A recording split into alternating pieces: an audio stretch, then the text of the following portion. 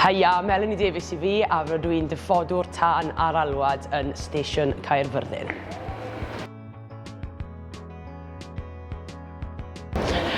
Oedd yn rhywbeth o'n I wastad wedi moyn wneud ers o'n i'n blentyn bach. O'n I wastad yn pipo ar y pobl tân, polis, heddi, unrhyw beth o gorau glas. O'n I wastad yn pipo nhw pan o'n i'n fach. A wastad pipo lan yn meddwl bod nhw'n heroes. A o'n I wastad yn gweud rhyw ddwrnod, fi moyn wneud na, fi moyn fod yn un o nhw. So, yeah, oedd e'n easy decision I fi mynd mewn I wneud rhywbeth fel hyn.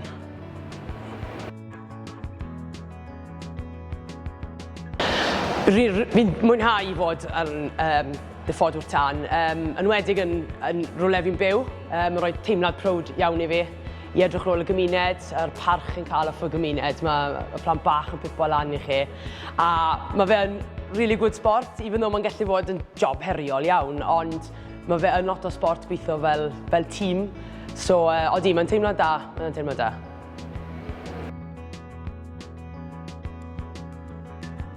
So fi'n dysgu lot o sgiliau byddwn I ddim wedi dysgu sy'n I ddim wedi dod mewn, fel clymu raffau, mae lan ysgolion, uchel iawn. Byddwn I byth yn cael yr opportunity I wneud na sy'n I ddim wedi joino.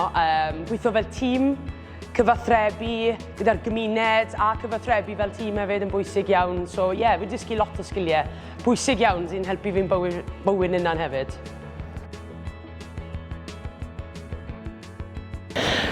I unrhyw un sy'n meddwl yn biti ymuno, byddwn I weithio chi I wneud e. A peth gorau fi wedi wneud. Oedd e byth yn cwestiwn I fyny os o'n I moyn wneud, o'n I yn moyn wneud. O'n I unrhyw un sydd yn eistedd ar y ffens a ddim yn siŵr. Newch e, bydd y teimlad gorau fe newch chi.